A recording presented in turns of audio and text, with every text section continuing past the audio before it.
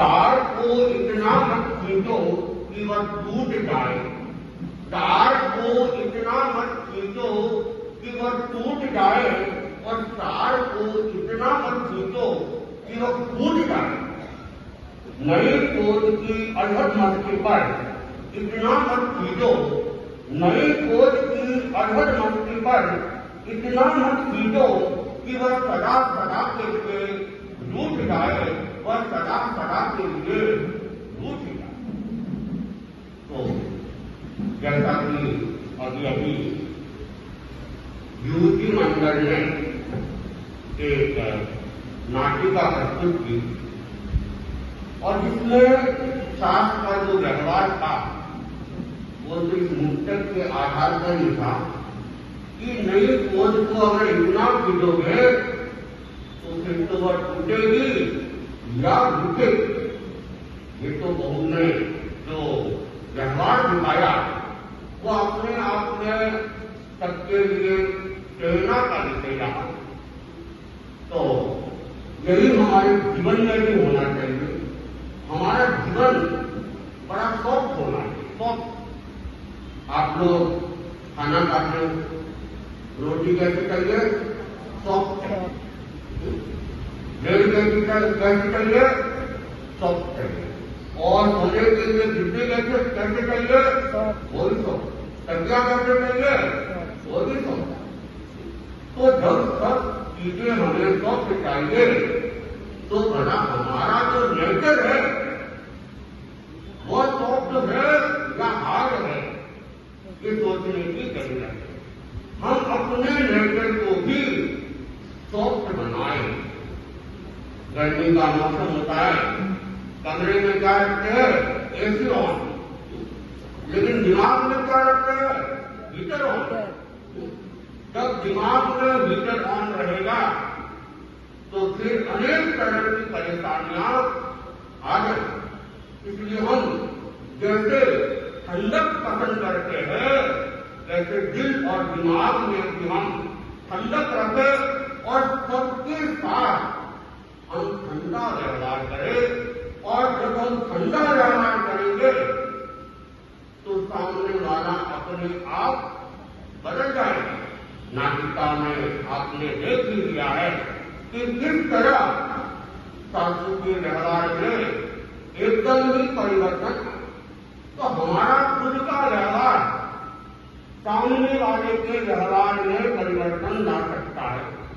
हम सहज रहने की कोशिश करें, इजी रहने की कोशिश करें। इजी तो सब रहते हैं, लेकिन इजी है कि नहीं ये चिंतन का विषय है। हम इजी रहे, साथ साथ इजी रहे। कैसे? अगर हम सुबह उठते ही बड़ों को प्रणाम करते हैं तो मानना चाहिए हमारे में इजीनेस है। और अगर अहंकार की भावना है तो फिर प्रणाम हो नहीं सकता है। प्रणाम के लिए जीवन में सहजता और सरलता, ऋजुता का होना जरूरी है। और जब तक वो चीज नहीं आएगी तब तक ये संभव नहीं है कि हम इजी हो सकते हैं। और जीवन का ये पहला सूत्र है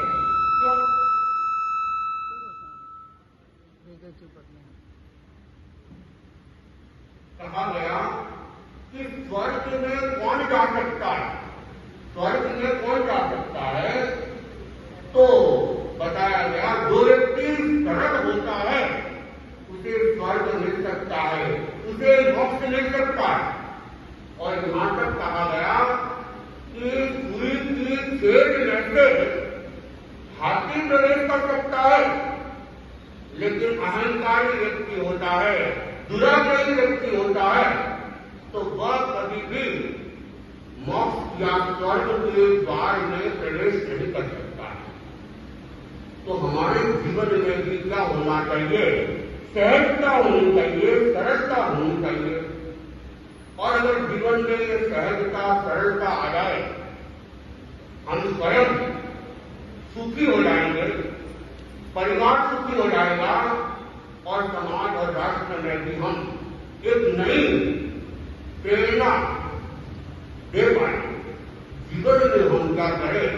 लचीलापन रखें, सॉफ्टनेस रखें। आगे नहीं, भगवान महावीर ने जो जीवन जीने के सूत्र दिए, अगर हम उन सूत्रों को थोड़ा भी चिंतन करें, मोक्ष मिलेगा नहीं मिलेगा कब मिलेगा, लेकिन इस जीवन में ही हम मोक्ष को प्राप्त करेंगे। मोक्ष क्यों चाहिए? मोक्ष का उद्देश्य है परम शांति की प्राप्ति, परम शांति। अगर ये जीवन में हमारा शांत नहीं है तो हम अगले जीवन के शांत होने की कल्पना करें तो अपने आप में ही उचित नहीं है। हम जहां हैं उसी स्थान को स्वर्ग और मोक्ष बनाए। ये होगा हमारे सॉफ्टनेस से, हमारे लचीलेपन से, हमारे आग्रह मुक्त जीवन से, हमारे दुराग्रह से छोड़ने। तो भगवान महावीर के जो प्रमुख सिद्धांत आते हैं उसमें अनाग्रह, अनिवार्य और अपरिग्रह, उसके बाद में एक अहिंसा भी उनका सूत्र है। तो इसमें अनाग्रह और अनिवार्य व्यवहार से किस तरह अपने जीवन में उजाला लाती है।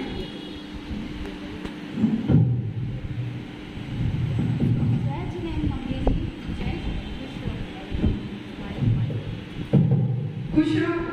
आज कुछ ज्यादा जल्दी नहीं उठे हो? अभी तो 6 ही बजे, लगता है और भी जल्दी उठी हो। हाँ मम्मी जी, आज मैं 5:30 बजे ही उठ गई थी। आज मेरा ऑफिस में पहला दिन है, ठीक 10 बजे मुझे ऑफिस पहुंचना है। अरे बहू, तुम पढ़ी लिखी हो तो क्या नौकरी करना जरूरी है? घर का काम काज कौन करेगा? क्या मैं ही पढ़ती दम तक झाड़ू बर्तन खाना बनाती रहूंगी? नहीं मम्मी जी, मैं सुबह जल्दी उठ के घर का झाड़ू पोछा व नाश्ते का काम कर लूँगी। माइक ऊपर। खाने के लिए सब्जी बना दूंगी और आटा लगा दूंगी। आपका व पापा जी का जब मन करे तब आप चपाती बना देना। ठीक है, कहना आसान है। रोज सुबह घर का इतना काम करके जाओगी तो थक नहीं जाओगी? नौकरी का भूख उतर जाएगा। 4 दिन में नानी याद आ जाएगी। चाय तैयार है मम्मी जी, पापा जी की चाय रख देती हूँ और आपके पी लीजिए। ठीक है, पापा जी के पास ही रख दो मेरी चाय भी। ठीक है मम्मी जी। बहू पापा जी के पास 2 कप चाय और बिस्किट की प्लेट रख देती है। देखो, सुबह 8 बजे उठने वाली को आज 5:30 बजे ही उठ गई। मैं 6 बजे आई, जब तक घर का सारा काम कर लिया, चाय बना करके रख दी। इतनी फुर्ती जोश में आ रही है, ऑफिस जो जा रही है नौकरी करने को।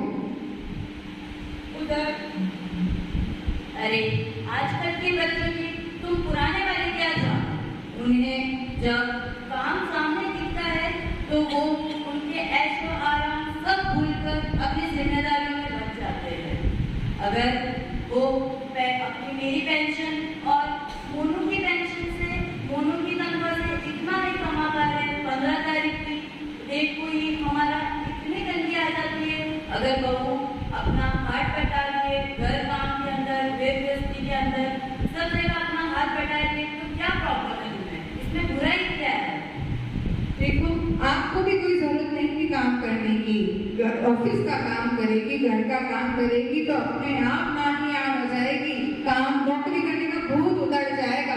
मैं तो नहीं करने वाली कोई काम, और आपको भी कोई जरूरत नहीं है काम करने की। उधर बहू सब्जी सुधारकर आटा गूंदने लगती है। घर का काम, सास ससुर का काम, पति का काम, इन सब कामों में कब ऑफिस का समय हो गया पता ही नहीं चला। बहू तैयार होकर बाहर जाती है। मम्मी जी। हाँ बहू। मम्मी 10 बज गए हैं, मुझे ऑफिस जाना है, ऑफिस का टाइम हो गया है। ठीक है। बहू सास की बात सुनकर ऑफिस के लिए निकल जाती है। फिर मन ही मन सोचती है, अरे 9:50 हो गए, अभी आधा घंटा तो मुझे ऑफिस पहुंचने में लगेगा। आज पहले दिन ही ऑफिस में लेट हो जाऊंगी। चलो देखते हैं क्या करते हैं। जैसे तैसे भाग दौड़कर 10:05 पर ऑफिस पहुंचकर अपनी कुर्सी पर बैठती हैं और लंबी सांस लेती हैं। दिन भर ऑफिस का काम करते करते पता ही नहीं चला कि कब 5:15 हो गए। So, newcomer,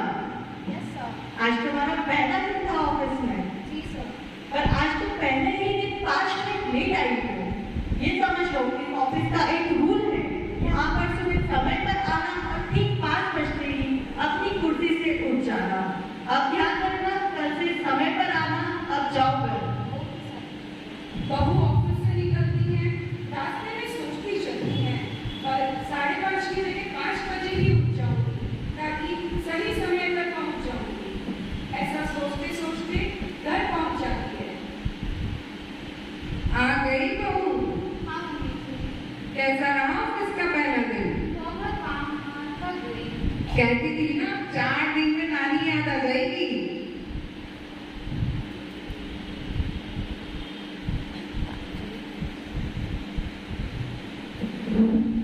अरे मम्मी जी, वहाँ क्या मैं आराम करने चाहती हूँ। अपने घर में आर्थिक स्थिति कुछ कमजोर है। 15 दिन के बाद भी हाथ 5-5 रुपए के लिए टाइट हो जाता है, इसलिए मजबूरी में नौकरी करने जा रही हूँ। अरे तेरा पति नहीं कमा रहा तो उसमें मैं क्या करूं? बहू अपने कमरे में जाकर चेंज करती है और फिर किचन में जाकर देखती है और चौंक जाती है। सुबह के नाश्ते से लेकर चौका चूल्हा के सभी बर्तनों का ढेर लगा हुआ है। बहू मन ही मन सोचती है, अरे मम्मी की सुबह से थोड़ा सा हाथ डालते तो ठीक रहता। 10 बजे से 5 बजे तक में 7 घंटे में 7 घंटे में 15 मिनट काम कर लेते तो ठीक रहता।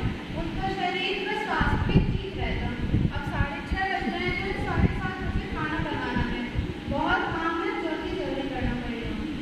ये सोचते सोचते बर्तन साफ करती हैं। शाम के 6:15 बज गए।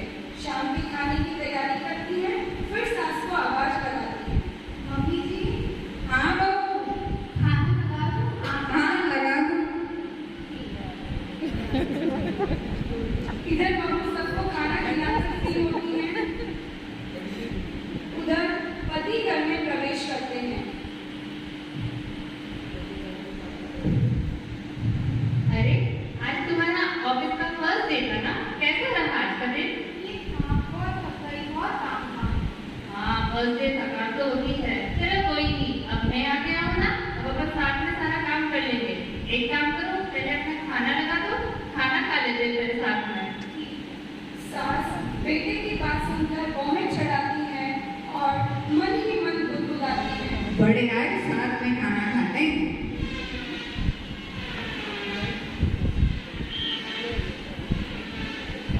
मम्मी जी, हाँ बहू। आपका भी खाना का दूध बना दे। नहीं बहू, अभी 7:30 बजे ही तो खाना खाया। आज दूध 10 बजे देना। ठीक है मम्मी जी। घर के काम करते करते लो अब 10 भी बज गए। मम्मी जी, हाँ बहू। 10 बज गए, दूध बना दो। चलो इच्छा तो नहीं है, पर तुम तो कड़ी की काटे की तरह हो, पकड़ पकड़ कर चलती हो। 10 बजे क्या बोला, 10 बजे ही पूछ लिया दूध बना दूं। ठीक है, थोड़ा तेज गरम बनाना, थोड़ी देर से पीऊंगी तब तक ठंडा हो जाएगा। बहू फटाफट किचन में जाकर सब काम करती है, दूध लाकर सास को देती है और सोने चली जाती है। बहू का 5 बजे का अलार्म बजता है। वह फटाफट उठकर अगले दिन की दिनचर्या भी शुरू करती है और सब काम खत्म करके तैयार होकर सास के पास जाती है। मम्मी जी, हाँ बहू। 10 बजने वाले हैं, मेरा ऑफिस का टाइम है। मैं चलती हूँ ऑफिस। अरे कहाँ जा रही हो? कपड़े कौन धोएगा? देखो बहू, नौकरी तो तुम्हें रोज रोज करनी है, पर घर का काम भी करना पड़ेगा। अब कपड़े की तुम भी धोओगी या नौकरी के पैसे से नौकर से धुलवाओगी? काम तुम्हें करना है, मुझे क्या? 9:30 हो गए। आधा घंटा तो मम्मी जी का बस के कपड़े धोने में लगेगा। आज लगता है फिर से लेट हो जाऊंगी। 4 बातें बॉस को सुननी पड़ेगी। चलो कोई बात नहीं। ऐसा सोचते हुए कपड़े धोने लगती हैं और फिर तैयार होकर फिर से सास के पास जाती हैं। मम्मी जी, हाँ बहू। मैंने कपड़े अच्छे से धो दिए, अब मैं ऑफिस चलती हूँ। अरे तुमने सुखाए था को? अब ये भी मैं सुखाऊं या तुम सुखा कर जाओगी? सुखा कर जाओ। सास की बात सुनकर बहू की आंखें भर आती हैं और ऑफिस में तेज स्पीडर से जल्दी जल्दी कपड़े सुखाकर निकलती हैं। फिर भी 10 मिनट लेट पहुंचती है।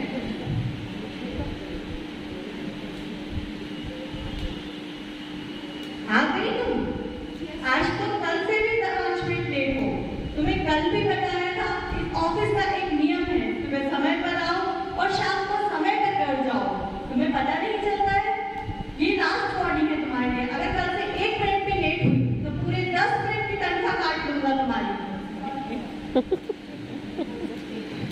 आज नौकरी को 20 दिन हो गए। आज ऑफिस से घर जाते वक्त उसे अपनी एक सहेली मिलती है। अरे मनमन, जय श्री देवी।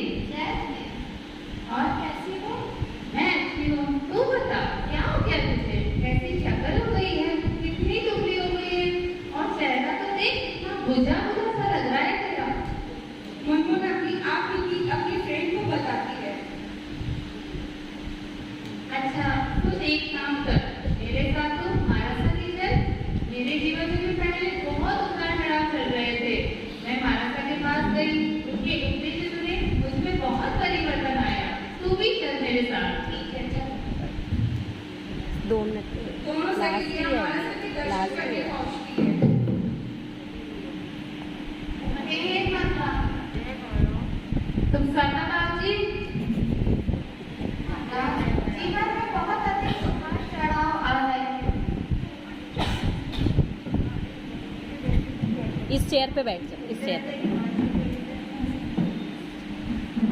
महाराज, जीवन में बहुत अधिक उतार चढ़ाव आ रहे हैं। जीवन को कैसे सही ढंग से जिए इसके बारे में बताएं। जिंदगी में कैसे उजाला लाया जाए इसके बारे में समझाएं। जिंदगी कभी भी आसान नहीं होती, उसमें कई सारे उतार चढ़ाव आते हैं। जैसे मौसम का मिजाज एक जैसा नहीं रहता, वैसे ही हमारी लाइफ का हाल है। अप्स एंड डाउन आते हैं, डिफिकल्ट सिचुएशंस आती हैं, एडवर्सिटीज आती हैं, तो हम क्या करते हैं? हम उनसे लड़ते हैं, जीतते हैं और फिर आगे बढ़ जाते हैं। इसी को रेजिलियंस कहते हैं। जैसे अक्सर आपने देखा होगा, आंधी तूफान के वक्त जिन पेड़ों में इलास्टिसिटी होती है, फ्लेक्सिबिलिटी होती है, वो पेड़ हवा से झुक जाते हैं और जैसे ही वो तूफान गुजरता है वापस खड़े हो जाते हैं। बाकी जिन पेड़ों में लचीलापन नहीं होता वे टूट जाते हैं। जिंदगी भी कुछ इसी तरह होती है। तुम अपने जीवन में इन बातों को अच्छे से उतार लो।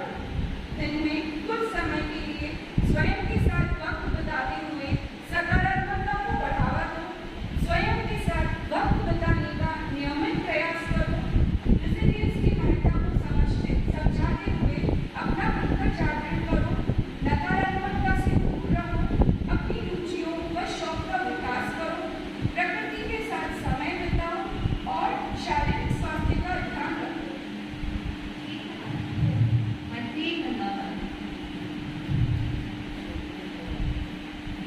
महाराजा की बातें सुनकर मुनमुन उनको अपने जीवन में उतारने का पूरा प्रयत्न करती है।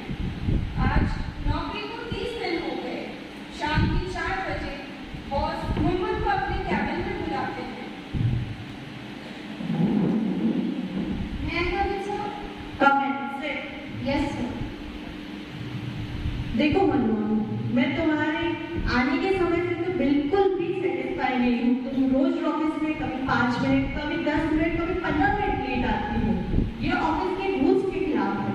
फिर भी मैं तुम्हारे आने के समय को देखते हुए तुम्हें एक बार माफ कर रहा हूँ, लेकिन ये बार बार नहीं होना चाहिए। मुझे तुम्हें रोज देखता हूँ, तुम रोज दौड़ते हुए ऑफिस आती हो, पूरा दिन बहुत ही लगन से काम करती हो। ये डेडिकेशन देखकर मुझे लगता है शायद तुम्हें एक जुनून है। और यही चीज सोचकर मैं इस महीने की तुम्हारी तनख्वाह पूरी 15,000 दे रहा हूँ।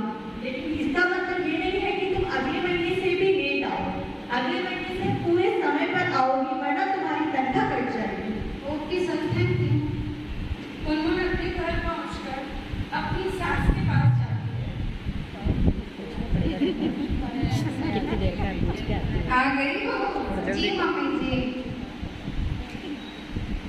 अरे बहू, मम्मी जी, ये मेरी पहले महीने की तनख्वाह है, इसे आप संभालिए। सैलरी हाथ में लेने के बाद उसकी सास की आंखें भर आई। बहू, ये जो सामान तुम मुझे दे रही हो, मैं इसके लायक नहीं। तुमने इस परिवार को अपना समझा, इस परिवार की जरूरत पूरे करने के लिए कितनी मेहनत की, और मैं तुम्हें ऑफिस से लेट पहुंचो इसकी तरह करने के बहाने बनाती रही, पर तुमने कभी भी उफ तक नहीं की, एक अपशब्द तक नहीं बोला। बहू, तुम्हारे माता पिता ने तुम्हें कितने संस्कार सजवाए हैं, जो अपनी बेटी हमें बहू के रूप में दी है। बहू, तुमने अपने सरल व्यवहार और सकारात्मक सोच से आज मेरा दिल जीत लिया और इस परिवार के हर व्यक्ति के जीवन में नया उजाला भर दिया। बहू, आज से मैं और पापा जी दोनों तुम्हारे काम में सहयोग करेंगे और तुम और मेरा बेटा सुखी परिवार की गृहस्थी सुखी से चलाओ, ये मेरा आशीर्वाद है।